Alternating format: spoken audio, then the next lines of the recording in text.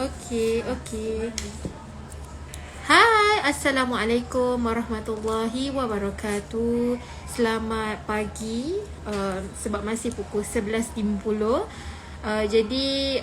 InsyaAllah hari ini kita akan bersiaran langsung bersama dengan dua orang penulis untuk buku Ya Allah Jika Dia Jodohku Permudahkanlah. Okey. Buku ni ditulis oleh Dr. Amalina Nudin dan juga Puan Ririn Rahayu. Okey. Um, jadi pada tengah hari ini insya-Allah kita akan mengupas beberapa isu semasa, isi kandungan buku ni, dan juga kita akan bertanyakan beberapa soalan kepada dua orang penulis. Jadi kalau anda ada sebarang persoalan, boleh tuliskan di ruangan komen dan insya-Allah saya akan bacakan. Jadi bagaimana dengan puasa anda? Alhamdulillah hari ini 19 Ramadan. Kita akan memasuki fasa Ramadan 10 yang terakhir. Jadi apakah orang kata rancangan anda gitu. Yalah 10 Ramadan terakhir ni orang nak kejar malam Lailatul Qadar, insya-Allah nak perbanyakkan lagi amalan-amalan. Mungkin ada yang nak khatam Quran, betul. Jadi apa rancangan anda? Okey, kita ada Nur Rasyiki Yusof. Hai, selamat tengah hari. Okay, kita akan saya akan invite penulis dan juga seorang lagi tetamu istimewa yang bersama dengan kita pada tengah hari ini. Dia selalu live dekat BookCute. Agak-agak siapalah tu kan. Jadi kita akan ada dua orang wakil daripada PTS dan dua orang penulis yang akan berbicara tentang buku Ya Allah Jika Dia Jodohku Permudahkanlah. Okay, mungkin saya boleh invite BookCute.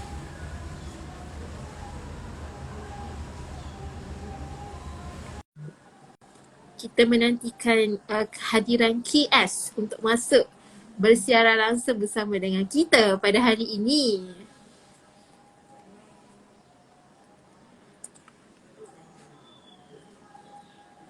Assalamualaikum KS. KS ada ke?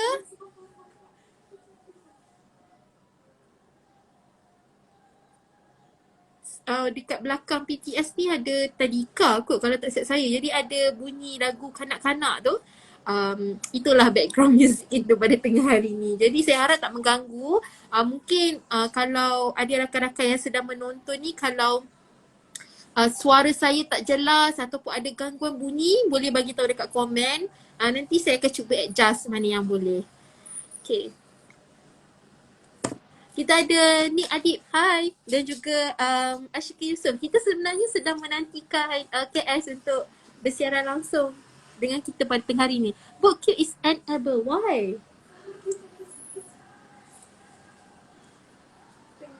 Okay, sekejap. Saya cuba sekali lagi untuk invite BookCute. Lepas tu, saya akan invite pula penulis, Dr. Amalina dan juga Puan Ririn Rahayu. Tadi saya dah nampak dah. Dr. Amalina dia dah live. Jadi tinggal nak invite dia je, insya-Allah. Hai, Assalamualaikum BookCute. Hai, waalaikumsalam. Ya Allah, oren je muka saya. Okay, saya rasa gema. Boleh saya tahu siapa yang sedang menonton?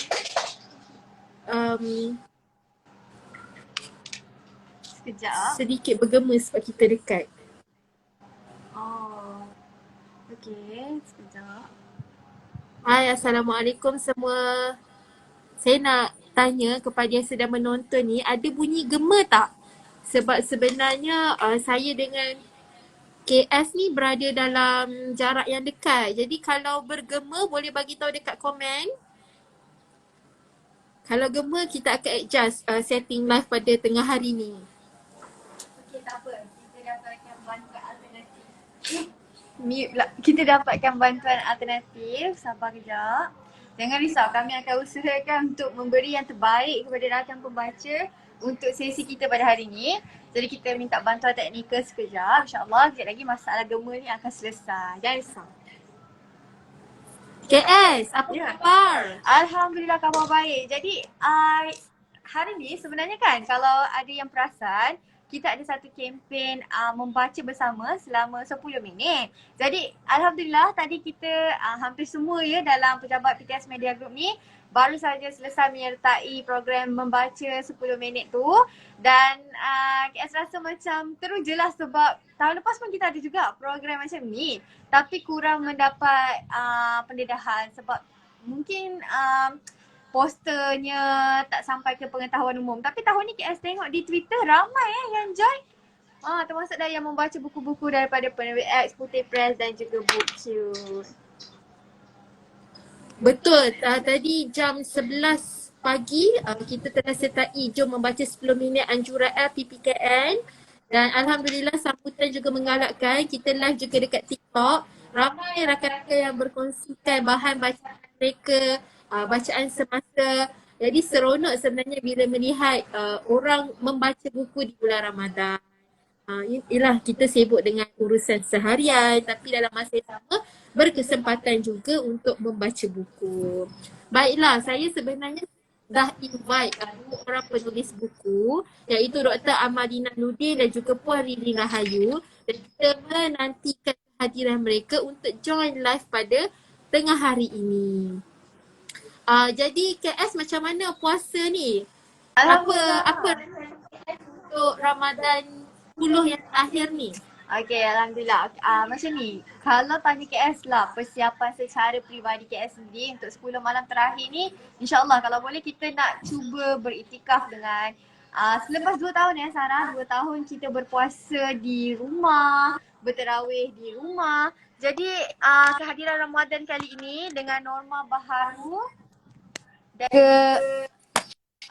kita dah boleh kembali bersolat secara rapatkan saf ni. KS rasa dalam 10 Ramadan yang terakhir ni kita nak mengejar orang kata last lap kan, pusingan akhir untuk Ramadan ni. Kita nak beriktikaf dengan rakan-rakan. Pada masa yang sama juga KS nak bagi satu pendedahan baru kepada rakan pembaca, terutama sekali wanita, sebab KS ni kan menjaga BookCute. Bila menjaga BookCute ni 80% pembaca KS adalah adik-adik gadis remaja kita. So adik-adik gadis remaja kita ni KS nak mereka faham yang sesungguhnya mereka tidak boleh berpuasa tapi jangan terlepas untuk membuat amalan di 10 malam terakhir ni.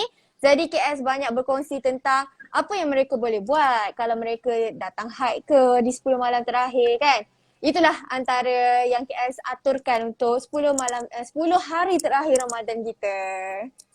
Masya Allah, terbaik KS, terbaik. Jadi seperti yang kita dapat lihat di skrin sekarang ini KS dan juga rakan-rakan penonton, salah seorang tetamu kita pada hari ini iaitu Dr. Amalina Nudin. Assalamualaikum Doktor, sihat ke? Alhamdulillah, waalaikumsalam. Boleh dengar tak suara saya? Jelas ke? Ya, jelas. Alhamdulillah. Doktor berada di hospital ke tu? Saya cuti hari ni, berada dekat rumah lah. Dekat rumah, dekat quarters. Dekat Baiklah. Jadi sekarang ni doktor dan juga rakan-rakan, kita sebenarnya sedang menantikan seorang lagi penulis buku. Saya cuba invite Puan Riri sebentar ya. Okay, saya dah invite dia. Mungkin Puan Riri kena join dulu. Jadi bila dah lengkap 4 orang, insya-Allah kita akan teruskan dengan sesi buah bicara kita lah pada tengah hari ini. Jadi doktor mungkin boleh kongsikan macam mana pengalaman berpuasa pada tahun ni, adakah semuanya lancar? Alhamdulillah, sebab tahun ni baru kita macam boleh berpuasa dengan buka yang border kan. Boleh merentas dan masjid pula dibuka. Alhamdulillah dapat balik keseronokan solat tarawih yang lama lah kita tak dapat kan. Dia penting juga tu dia macam dapat ke masjid untuk sama-sama tengok orang lain punya pengalaman solat. Feeling tu lain lah. Alhamdulillah. Sangat best lah. Sangat baik. Alhamdulillah. Betul. Saya rasa sekarang ni dunia mula ke fasa endemik. Banyak kedai-kedai, even masjid pun kita dah mula buka. InsyaAllah. Jadi saya lihat juga di skrin kita sudah ada Puan Riri Rahayu. Assalamualaikum. Waalaikumsalam. Apa khabar? Saya kira jam 12 di Indonesia, ternyata jam 11. kot. Lupa nak ni kan. 23 hari waktu Malaysia Puan. Jadi Puan sihat ke pada hari ini? Mana nak dengar pun. Putus-putus. Puan Riri boleh dengar saya dengan jelas tak? Iya, sudah. Puan Riri sihat ke hari ini? Alhamdulillah. Macam mana pengalaman Sehat. berpuasa pada tahun ni? Adakah semuanya lancar? Bagaimana berpuasa di Alhamdulillah. Malaysia pada tahun ni? Alhamdulillah lancar Bu, semuanya sehat. Alhamdulillah sampai hari ini belum bolong puasanya. Alhamdulillah. Alhamdulillah. Baiklah, jadi saya kira kita boleh mulakan dengan sesi tengah hari ini insya-Allah. Baiklah, bismillahirrahmanirrahim. Assalamualaikum warahmatullahi wabarakatuh. Anda bersama dengan saya Waalaikumsalam warahmatullahi wabarakatuh. untuk kita bedah buku ataupun sembang santai dengan penulis kepada buku Ya Allah Jika Dia Jodohku Permudahkanlah. Saya rasa rakan-rakan dan juga rakan-rakan yang lain ada nampak buku ni berlega-lega di Twitter, di Instagram, bahkan di Facebook, kerana buku ini boleh kata best selling ketika di Pasar Seni, Pesta Buku Kuala Lumpur yang berlangsung di Pasar Seni Kuala Lumpur. Alhamdulillah. Jadi tengah hari ini kita ada dua orang penulis, iaitu Dr. Amalina Nudin dan juga Puan Riri Rahayu. Okey, sebelum tu Sarah, saya rasa kita nak mengucapkan tahniah dululah kepada Dr. Amalina Nudin dan juga Puan Ririn Rahayu atas kejayaan menerbitkan buku Ya Allah Jika Dia Jodohku Permudahkanlah. Ya. Kita nak ucapkan tahniah dan ini merupakan kolaborasi pertama bersama kan buku ini. Jadi kami sejujurnya kami memang suka daripada rumah penerbitan sendiri. Kami rasa pembikinan cover, susun atau dalaman semuanya kami suka dan mudah untuk kami di rumah penerbitan ni bawa buku ini ke depan. Tahniah kami ucapkan. Okay, terima kasih. Alhamdulillah. Alhamdulillah, terima kasih. Okay, Baiklah. sekejap. Boleh saya lambat join juga. Boleh nak kenalkan macam tu. Ni Sarah. Sarah ke? Yang Ya, saya. yang tudung biru tu Mai Sarah lah. Yang, Ya, yang tudung merun tu. Sarah. Yang tudung merun ni Syai Dato'. Saya Datul. Okay. Ya, betul. Terima kasih Okey. sebab sudi jemput lah. InsyaAllah. Jadi sebelum tu kita kena selesaikan masalah gema ni. Jadi mungkin kita boleh minta KS untuk bertukar tempat dulu dengan saya sebab sekarang ni saya dengan KS berada dalam jarak yang dekat. Jadi untuk elakkan masalah gema tu ya. Jadi saya kira Bu Cute perlu tukar position tu dengan saya pada tengah hari ni. Okey. Baiklah. Seterusnya adalah kita akan mulakan dengan yang pertama. Yang pertama kepada Dr. Amalina Nudin. Okey. Soalan yang pertama yang saya ingin tanyakan kepada doktor adalah selalunya orang-orang bujang ni dia akan sampai bila nak bujang? Kalau kita balik kampung, musim-musim perayaan ni kan, hari raya nak dekat ni, orang ni sampai bila nak bujang, bila nak cari isteri, bila nak cari suami. Dia ingat cari pasangan tu mudah agaknya doktor. Jadi apa pengurusan emosi yang boleh dilakukan oleh orang bujang untuk menjawab soalan-soalan sebegitu? Okey. Saya pun sangat menjiwai dah soalan tu sebab saya pun tak adalah dapat contoh awal sangat. Saya baru berkahwin tak sampai setahun. Pada umur 28, 29 macam tu. Tahun lepas masa ni kan. So sebenarnya kita tak mampu sebenarnya nak kontrol orang lain daripada bertanya soalan ni. Kadang-kadang ada yang nak betul-betul nak bertanya, ada yang sebenarnya nak bertegur sapa sahaja.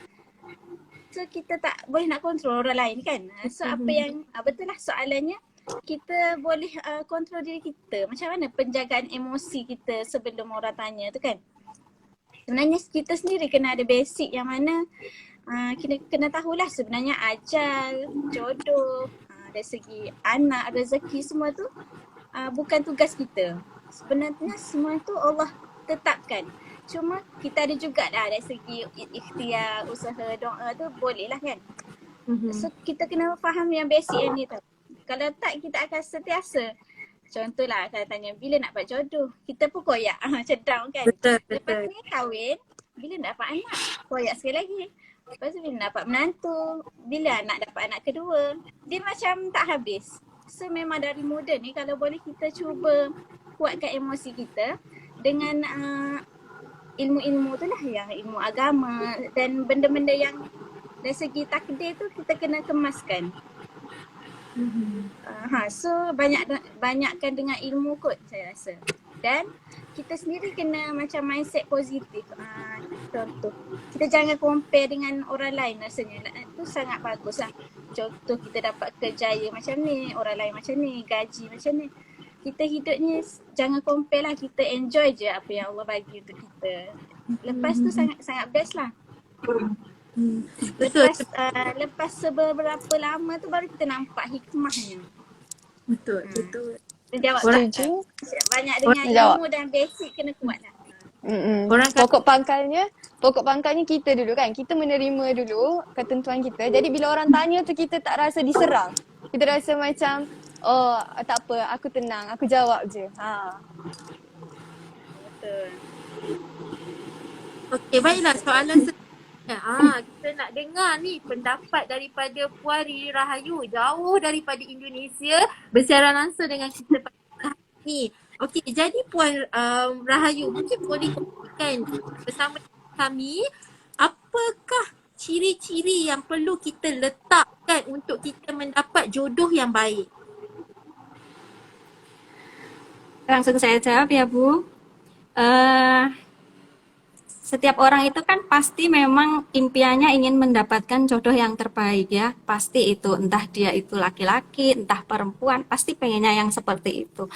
Nah, kalau zaman sekarang ini kita seringnya itu terjebak. Jadi terkadang kita pengennya seseorang ini lebih ke materinya yang kita pikirkan. Jadi dia harus mapan, dia harus punya banyak uang misalnya agar nanti hidup kita itu sejahtera dan sebagainya. Padahal sebetulnya kalau Islam mengajarkan ke umatnya itu bukanlah poin pertama yang kita jadikan patokan ketika kita akan mencari jodoh. Tapi yang pertama kita lihat itu adalah agamanya. Agamanya ya.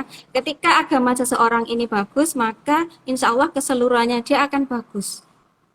Ketika dia agamanya ini bagus, meskipun saat ini barangkali calon suami kita belum mapan misalnya, dia belum kaya misalnya, tapi karena dia agamanya bagus, dia punya tanggung jawab pada keluarga, dia akan bekerja keras sehingga impian dari seorang wanita untuk punya suami yang kaya misalnya, suami yang mapan itu bisa tercapai. Jadi yang pertama agamanya. Kemudian bila agamanya ini bagus pula, otomatis seorang suami ini akan punya akhlak yang baik. Dia bisa memperlakukan istrinya dengan baik. Kemudian selanjutnya masih rangkaian juga dengan agama yang bagus. Ketika seorang laki-laki agamanya bagus, maka dia akan bisa menjaga kesetiaannya dan sebagainya.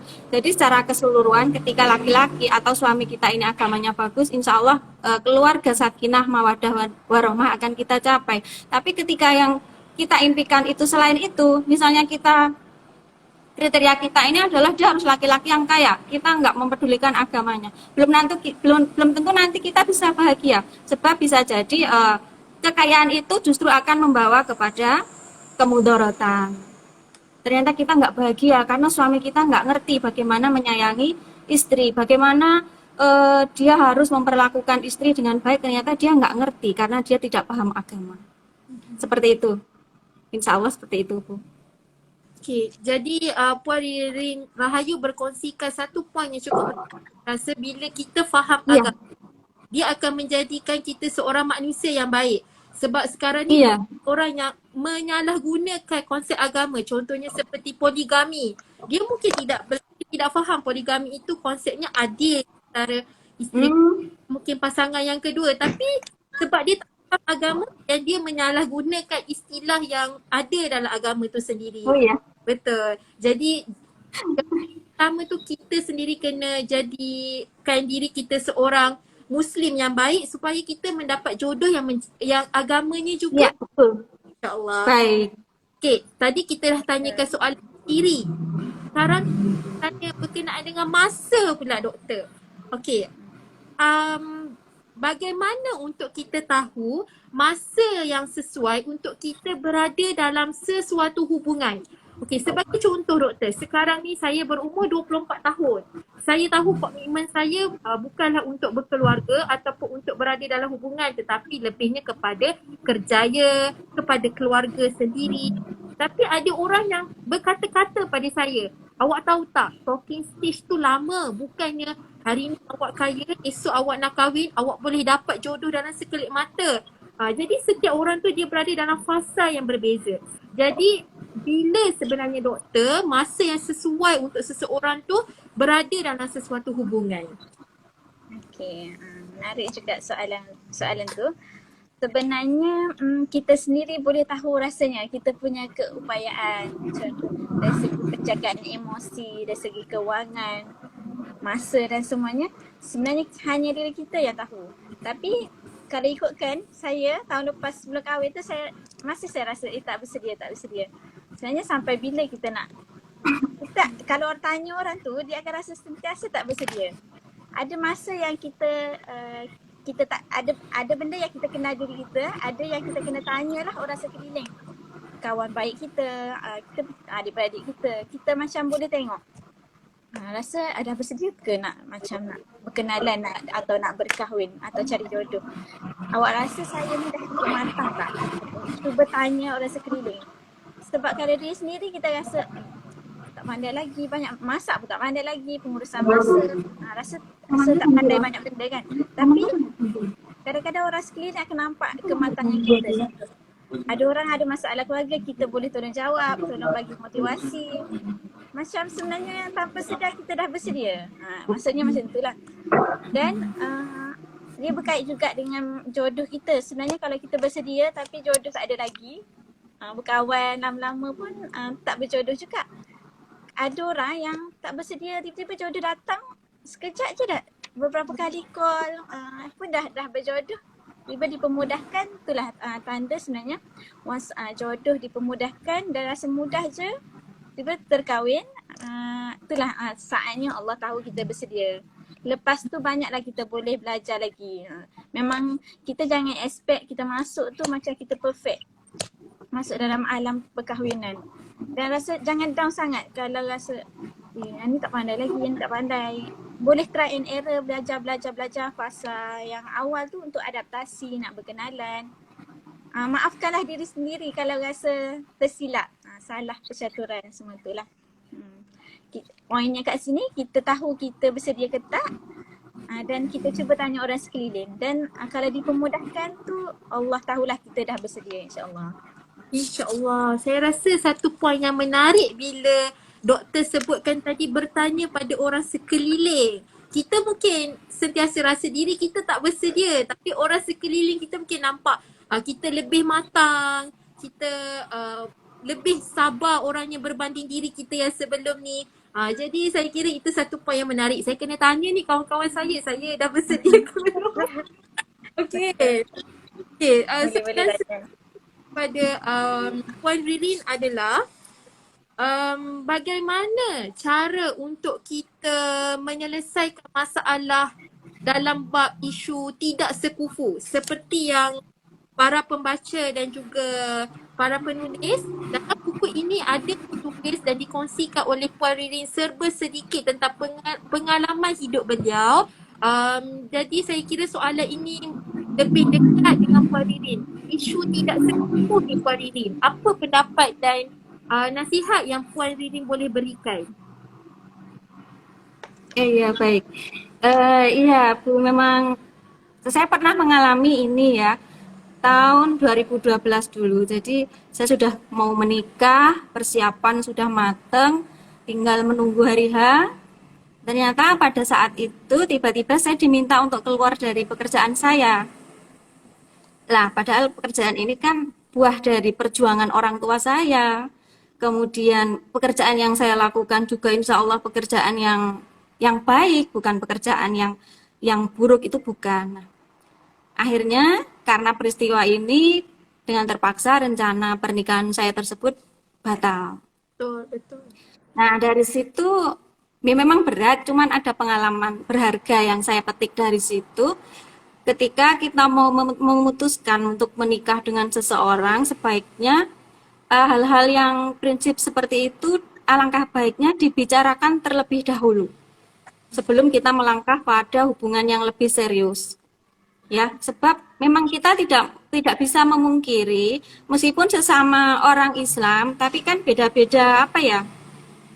Beda-beda keyakinan gitu ya. Ada yang membolehkan wanita itu bekerja, ada yang melarang, kan begitu. Jadi kita harus clearkan dulu ini dengan calon suami. Bagaimana pendapat dia tentang hal ini, kemudian bagaimana dengan kita sendiri, kita cari titik tengahnya, ini bisa klop apa enggak, bisa sesuai apa enggak. Apabila ternyata dalam hal ini kita bertentangan, nah ini kita bisa pertimbangkan lagi apakah kita tetap mau melangkah ke jenjang berikutnya atau kita pilih jalan yang lain, misalnya memutuskan hubungan atau bagaimana agar tidak terjadi mudarat yang lebih besar. Tapi ketika hal ini terjadi dalam pernikahan, misalnya kita sudah menikah lalu tiba-tiba ada kasus semacam ini, kita bisa diskusikan dulu ya, namanya pernikahan kan kita nggak boleh langsung memutuskan oh ini kita harus berpisah misalnya karena perbedaan kita dalam hal ini kan enggak. Pernikahan itu kan satu ikatan yang kuat yang kita nggak boleh main-main di dalamnya ya. Jadi diskusi dari hati ke hati antara suami istri di sini sangat dibutuhkan. Sangat dibutuhkan pengertian antara kedua pihak, kemudian kemauan untuk saling memahami, saling mengerti keinginan pasangan ini sangat diutamakan sehingga bisa dicari jalan keluar yang terbaik agar pernikahan kita itu terselamatkan, tidak sampai terjadi sesuatu yang buruk karena perbedaan dari suami dan istri. Saya kira begitu, Bu. Jadi sebenarnya ada dua poin penting yang telah dikongsikan oleh Puan Riri, iaitu bab komunikasi dan juga pemahaman antara satu sama yang lain. Iya. Betul. Dan juga sebenarnya sebelum akad tu dilafazkan, kita adalah diri kita sendiri. Jadi bila akad tu dah lafaz, kita ada suami dan kita kena patuhlah cakap suami. Jadi sebelum kita bergelar isteri tu sebenarnya kita perlu berfikir terlebih dahulu, bertanyakan pada pihak lelaki yang mungkin timbul selepas perkahwinan. Baiklah KS, kita ada soalan daripada rakan-rakan. Mungkin KS boleh ajukan soalan tersebut kepada ahli panel. Okey, antara soalan yang saya dapat dan sebetulnya saya juga rasa kena dengan apa yang dikongsikan oleh Puan Riri, di mana tadi Puan Riri kata bila kita sudah berbincang dengan pasangan kita dan kita putuskan untuk sama ada mungkin kita pilih haluan yang berbeza ataupun kita nak perbaiki masalah ni, kita nak dapatkan kata putus. Tetapi jika jalan yang dipilih adalah untuk mereka berpisah, mereka sudah tidak bersama, ada tak apa-apa ada fasa yang mereka katakan mereka dah tak boleh nak move on. Kita tak boleh nak ke sesuatu yang lebih baik, tak move on. Apa boleh Puan Riri kongsikan apa faktor yang menyebabkan seseorang itu gagal untuk move on? Iya. Mohon maaf, ini sebetulnya saya antara mengerti dan tidak mengerti. Oh, okey. Ulang balik. Okey, Soalan. begini. Bila seseorang itu sudah tidak bersama lagi, sudah berpisah, Oh ya. akan ada fasa bersedih, fasa yang dia tidak boleh menerima kenyataan yang mereka sudah tidak lagi bersama. Jadi, adakah apa-apa faktor yang menyebabkan seseorang itu tidak boleh menerima kenyataan, tidak boleh move on? Maksudnya apakah faktor yang membuat orang itu susah move on? Begitu kan? Ya. Oh. Iya. Oke. Ini saya juga pernah mengalami kebetulan. Karena saya pernah mengalami mohon maaf, gagal pernikahan itu pernah. Ya memang pada awal gagal mau menikah pernah, kemudian pernikahan saya gagal juga pernah. Jadi ya memang ketika peristiwa itu terjadi itu, Masya Allah ya, rasanya memang seperti dunia ini berakhir, ibaratnya begitu. Tapi kita nggak boleh tenggelam dalam keadaan ini. Kita harus keluar, mau tidak mau harus keluar. Dulu waktu saya menghadapi masalah yang berat itu terkait pernikahan saya cenderung mengurung diri di kamar. Saya jarang keluar. Saya merasa ya Allah, ternyata apa ya, perceraian itu benar-benar berat, membuat hidup saya ini hancur seperti itu. Saya pernah mengalami seperti itu. Tapi ketika saya mengurus perceraian ini, kalau di Indonesia itu ke pengadilan agama begitu ya, mengurus masalah perceraian ini. Ternyata di sana itu banyak sekali orang yang juga bercerai, bahkan mereka itu mengantri untuk menyelesaikan kasus perceraiannya. Nah, dari situ saya jadi tergugah, oh ternyata saya nggak sendiri mengalami hal ini. Ternyata banyak juga orang lain yang mendapat ujian yang sama. Bukan berarti saya itu jadi, oh berarti cerai itu enggak apa-apa karena banyak orang yang bercerai, bukan ya, bukan itu poinnya.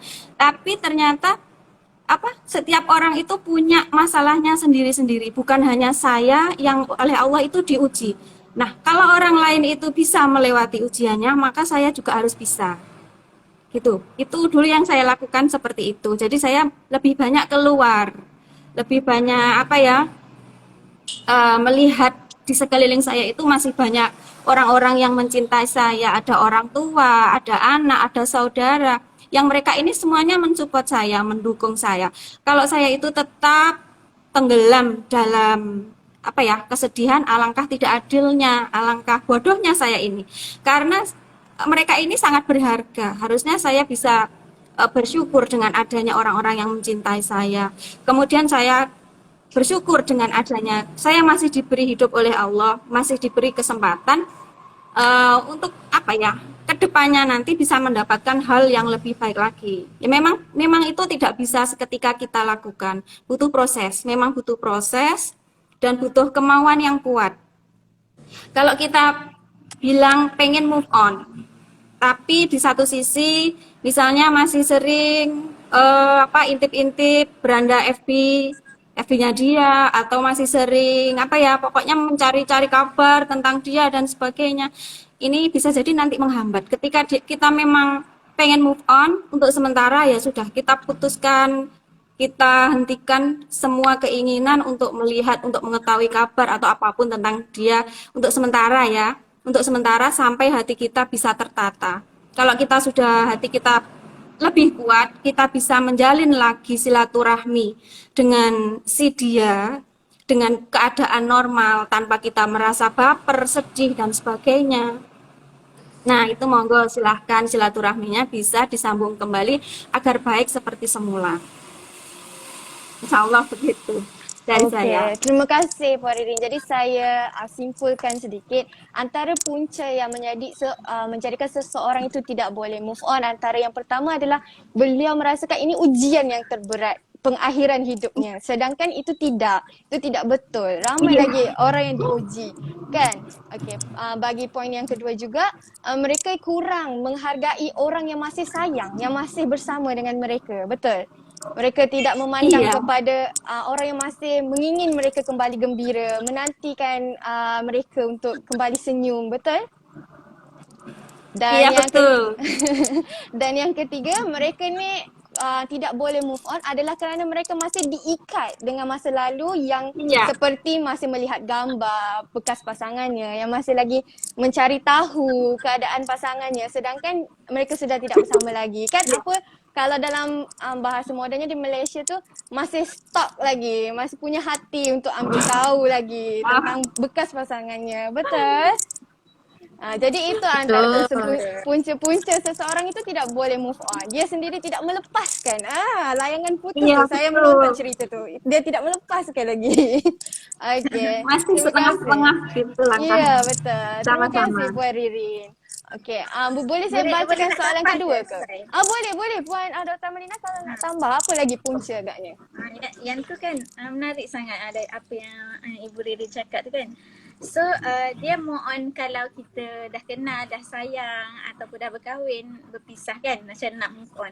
So untuk kita yang golongan muda, biasalah saya muda kan, macam baru nak melangkah ataupun baru nak berkenalan tu, apa kata awal-awal tu memang set dalam minda kita yang semua orang yang datang tu adalah pinjaman Allah pada kita, anak ataupun suami ataupun tunang ke apa. So once Allah bagi, sebenarnya kita tak ada siapa-siapa kan, tiba-tiba Allah bagi pinjaman untuk macam mencerahkan hidup kita, untuk berkawan sampai kan. So apa kata kita set minda awal-awal yang once Allah bagi pinjaman, Allah boleh ambil balik. Dan ada orang melalui kematian, ada orang melalui isteri ataupun suami dia sakit, anak dia sakit. So fikir awal-awal yang dunia ni bukan hak kita. So Allah bagi pinjam, so bila masa Allah boleh ambil balik melalui boleh meninggal ataupun berpisah. So kita tak rasa sakit sangat lah kalau insyaAllah lah kita akan lebih bersedia. Dia more on bersedia rather than kalau dah terkena tu baru nak rawat. Macam tu. Doktor dia macam kalau boleh jangan ada kencing manis dulu, jangan daripada rawat kencing manis tu. Bersedia, prevention. It's better than cure. Mendengar perkongsian Dr. Amalina ni, saya teringat pesanan atuk saya. Ni atuk saya sendiri. Beliau ada pesan, kita di dunia ni hanya menumpang kasih. Kita ni menumpang kasih. Bila habis, terutama sekali wanita, maksudnya kamu dalam satu perkahwinan tu adalah kamu itu menumpang kasih daripada pasangan. Bila dah habis kasih dah habis tempoh kita menumpang, tak kira lah sama ada dari segi perpisahan yang hidup atau perpisahan yang meninggal dunia, tetapi habis tempoh berkasih tu masa untuk kita meneruskan kehidupan, bukan untuk kita berduka. Itulah saya teringat. Okay, terima kasih Dr. Amalina, terima kasih Puan Ririn. Bolehkah kita tanya lagi satu soalan daripada pembaca? Mungkin Sarah nak ada lagi soalan untuk panelis? Okey, saya rasa untuk soalan pembaca kita putar dulu. Simpan dulu. Pada soalan seterusnya.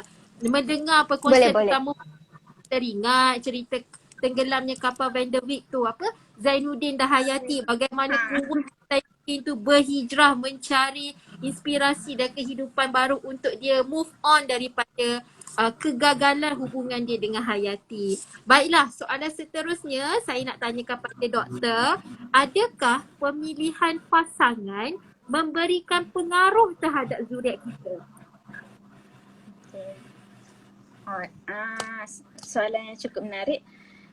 Dia sangat mempengaruhi lah sebenarnya, sebab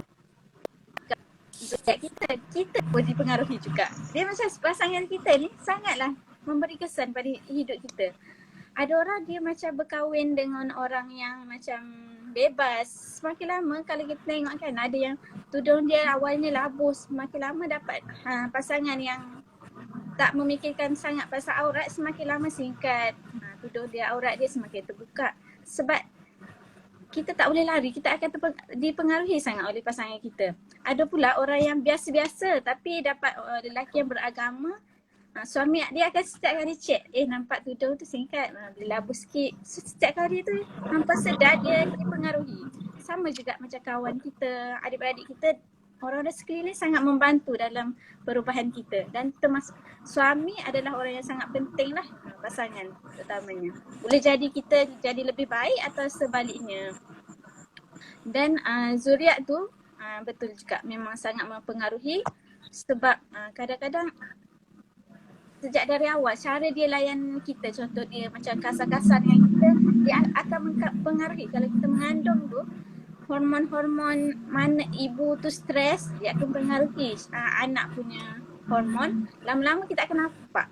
Ramai juga kawan-kawan saya kan, dia cakap dia macam manja sangat masa mengandung ataupun dia selalu dimarahi sangat. Dia sangat efek pada anak. Selalu macam anak tu mudah menangis. Kalau masa mengandung tu dia mudah menangis dan emosional, sangat mudah menangis anak dia. Emosi pun tak berapa nak stabil. Itu sangat penting suami dia layan macam mana isteri dia masa tu. Masa dia mengandung, sangat penting. Dan dibesarkan, lepas tu cara dibesarkan macam mana agama, anak akan follow ayah atau mak dia, sebab tu adalah guru pertama lah mereka. Itu sangat mempengaruhi. So tugas kita baiki diri kita supaya dapat calon yang baik.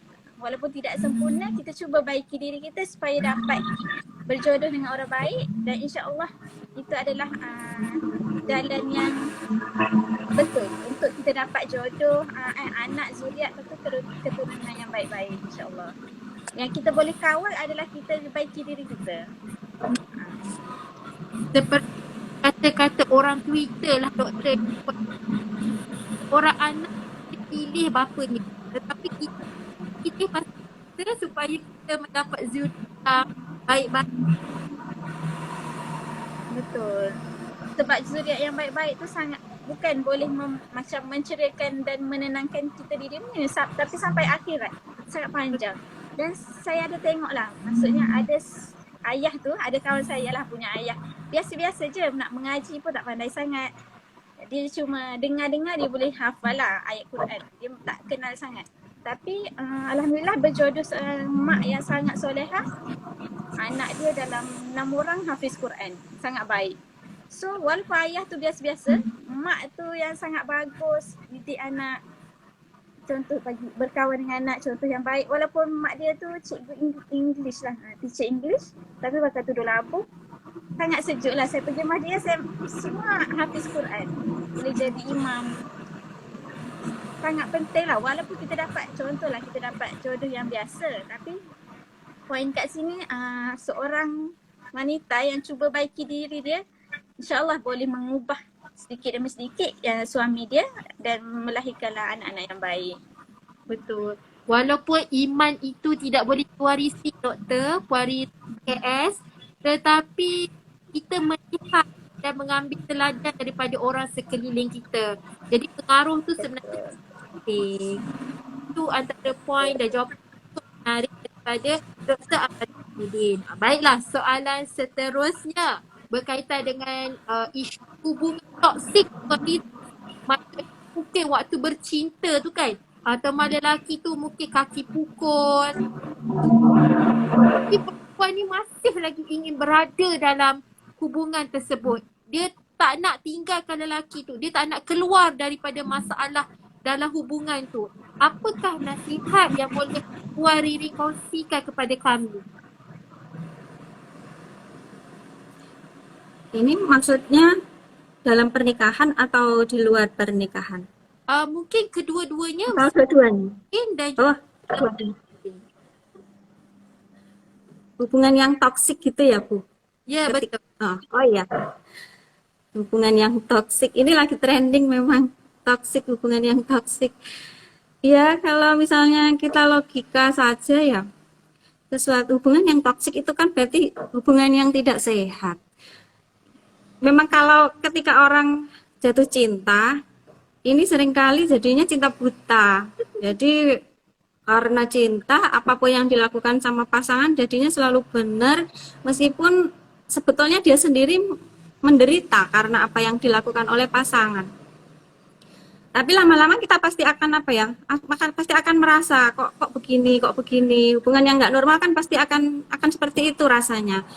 Kok setelah saya berhubungan ternyata misalnya nilai sekolah saya jadi anjlok, setelah saya berhubungan sama ini uang saku saya jadi terkuras sebab misalnya jajan atau apa dia nggak mau bayarin, misalnya ini tuh hal yang kecil seperti itu pasti lama-lama akan terasa. Nah ini meskipun cinta ini memang besar ya, tapi logika kita harus tetap dijalankan di sini. Kalau memang hubungan itu mengakibatkan sesuatu yang tidak baik buat kita, ya untuk apa dipertahankan gitu ya. Bagaimana dengan rasa cinta? Ya memang pada awalnya untuk melepas ini pasti berat. Tapi di sini kita harus harus meyakinkan diri kalau ketika kita kehilangan sesuatu itu insya Allah sedang mempersiapkan ganti yang lebih baik gitu. Apalagi kalau yang kita tinggalkan ini memang jelas-jelas itu tidak baik. Kemudian kita upayakan, kita berusaha keras untuk meninggalkannya, ini diniati aja karena Allah. Insya Allah ke depannya Allah pasti akan mengganti dengan seseorang yang jauh lebih baik. Kalau menurut saya seperti itu. Jadi tidak usah dipertahankan lah ya, apalagi kalau hubungannya ini masih di luar pernikahan. kita akan rugi nantinya, entah rugi waktu, tenaga, rugi segala-galanya. Seperti itu insya Allah.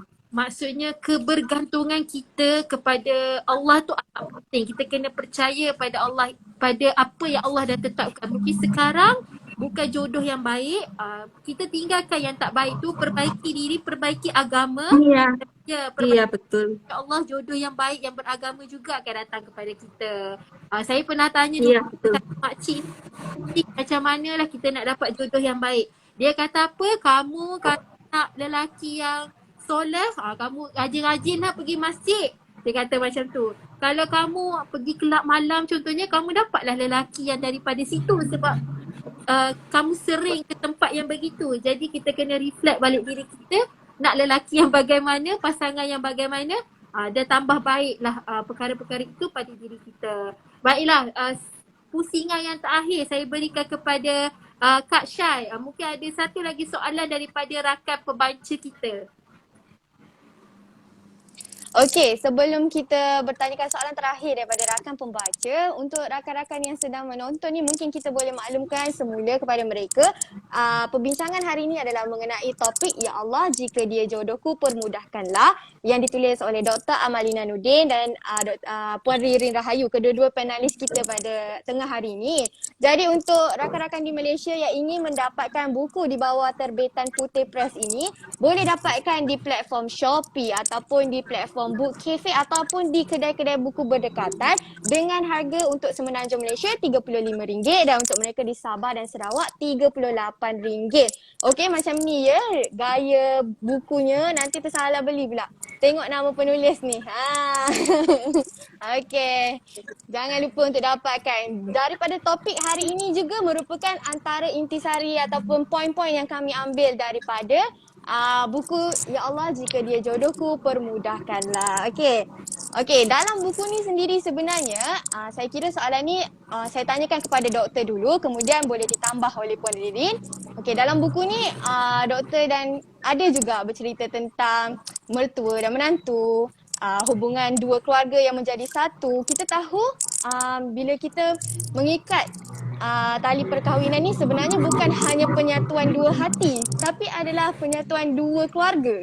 Kita akan menerima ibu kita yang kita tahu yang melahirkan kita seorang, tapi kini kita ada dua ibu mertua. Bermakna macam mana kita menghormati ibu kandung, kali ini kita kena doublekan ataupun lipat gandakan untuk melayani ataupun mengasihi seorang lagi wanita, iaitu ibu mertua. Jadi bagaimanakah, mungkin boleh kongsikan bagaimanakah untuk mengadaptasikan hubungan kekeluargaan dalam bentuk menantu dan mertua ini?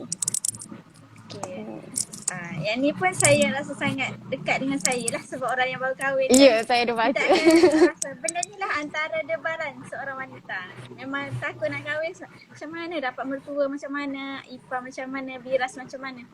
Tu poinnya, macam saya kata tadi lah, sebenarnya kita macam jodoh juga, kita tak boleh nak pilih kadang-kadang apa yang Allah takdirkan tu, kita follow the flow dan kita ambil je apa Allah bagi.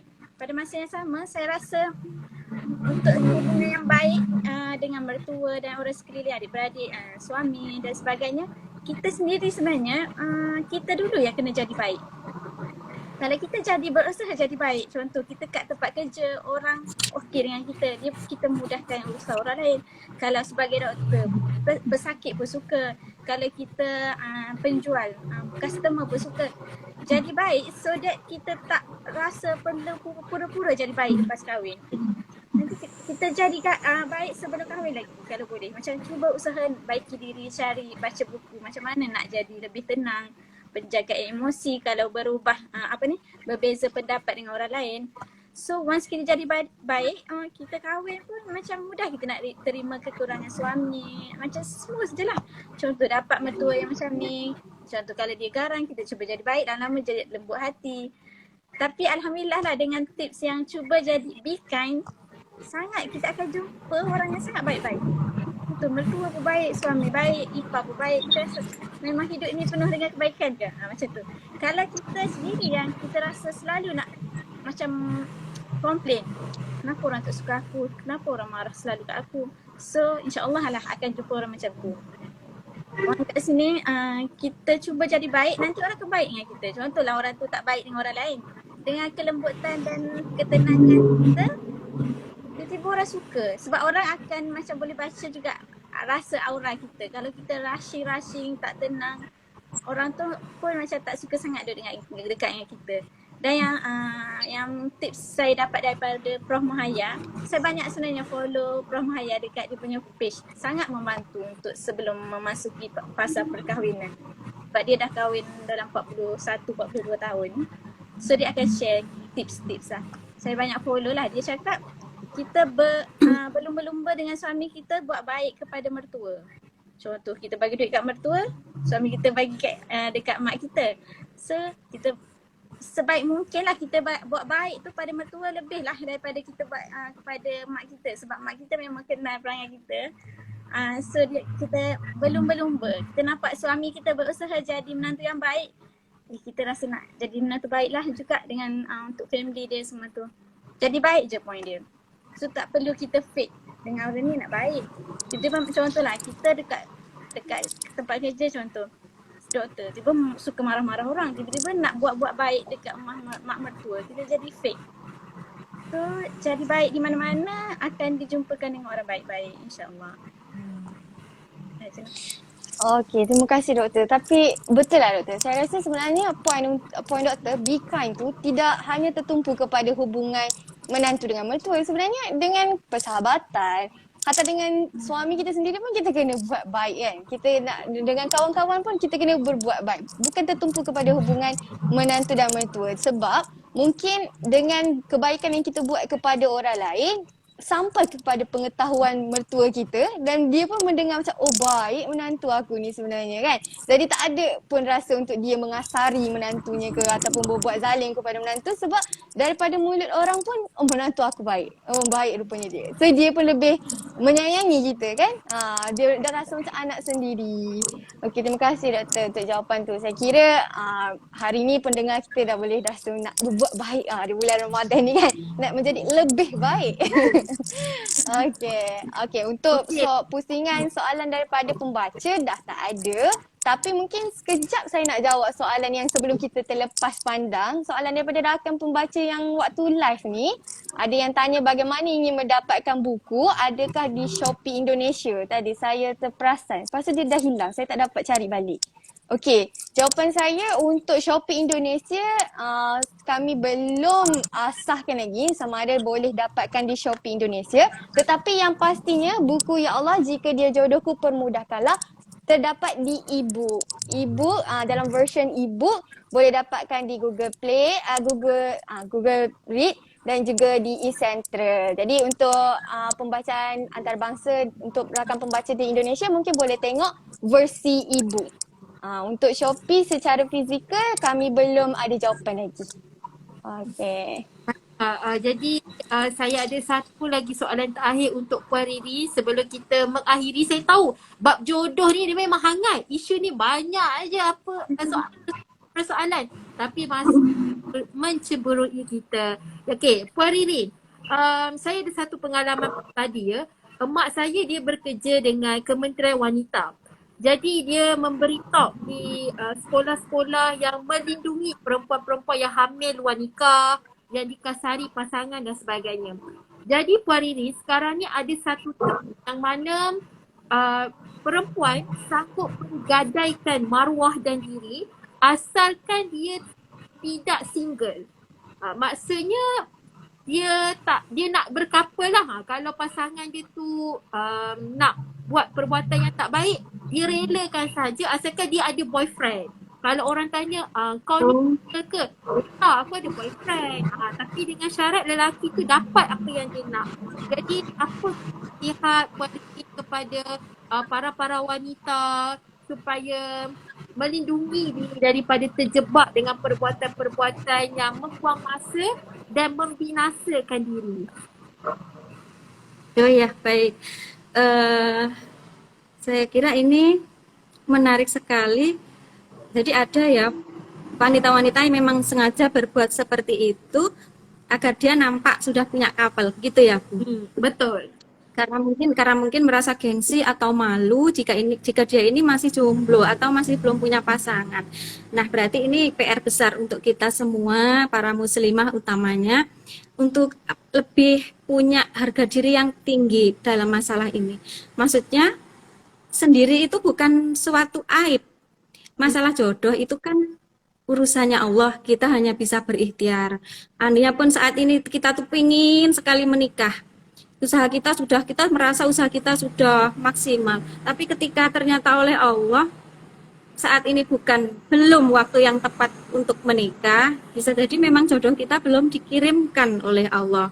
Jadi ini kita tidak perlu berkecil hati, tidak perlu merasa malu atau merasa gengsi. Selain itu Allah kan sudah berjanji kalau semua makhluknya itu kan diciptakan berpasangan. Berarti kita harus yakin kita pun pasti ada pasangannya. Ini sudah janji Allah. Nah, kalau kapan jodoh kita akan datang, memang kita nggak tahu kapan pastinya. Apakah bulan depan, tahun depan, kita nggak bisa menentukan. Sembari menunggu itu, kita terus berusaha menjadikan diri kita ini lebih baik dan lebih baik dari hari ke hari sampai jodoh kita ini nanti datang. Insya Allah nanti jodoh yang akan datang pun tidak mengecewakan, dan selama masa menunggu ini kita akan terhindar dari hal-hal yang justru akan menurunkan martabat kita sebagai seorang muslimah. Jadi penguatan diri dari muslimah sendiri ini yang terutama harus dibangun. Saya kira seperti itu. Barangkali Bu Amalina mau menambahkan, silakan. Mungkin doktor boleh tambah. Beliaunya yang ahli dalam hal ini. Dia betul sangat setuju. Sama juga yang macam move on tadi kan. Saya rasa kita ada kena wanita-wanita sekalian kena ada self love. Dia macam kena sayang diri. Soalnya kita kena utamakan diri kita juga berbanding orang lain. Saya rasa orang-orang yang yang macam asal ada boyfriend semua tu, sebenarnya dia dalam deep down cause diagnosis dia adalah dia kurang kasih sayang. Mungkinlah dari keluarga yang selalu kena marah ataupun tak ada kasih sayang ayah dia. So dia macam kelaparan kasih sayang lah, kita panggil senang. So dia terkisah ada orang lelaki sikit je tunjuk kasih sayang, contoh bagi duit sikit je dia mudah tertarik. Maksudnya nampak sangat yang kita kekosongan emosi kasih sayang. So lelaki datang nak terus, walaupun dia buat apa je kita macam tak ada move on ataupun tak sayang diri lah point dia. So kita sebenarnya wanita-wanita sekalian ni memang kena ada harga diri, kena sayang diri sendiri.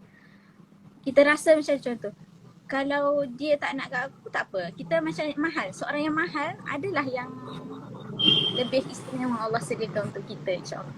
Kalau kita rasa murah, boleh siapa-siapa je boleh beli kita, so tak best lah. Dengan kita boyfriend dengan orang yang entah apa-apa, lepas tu berkahwin pula dengan lelaki yang tidak bertanggungjawab, boleh mengganggu keturunan anak, cucu, semua tu sangat macam tak best lah. Lebih baik sedih sekejap berbanding sedih sampai ke tua-tua pun macam nak sedih anak pasal anak yang tak okey. Saya banyaklah melihat kisah-kisah macam tu. So benda yang poin pertama adalah self love, sayang diri.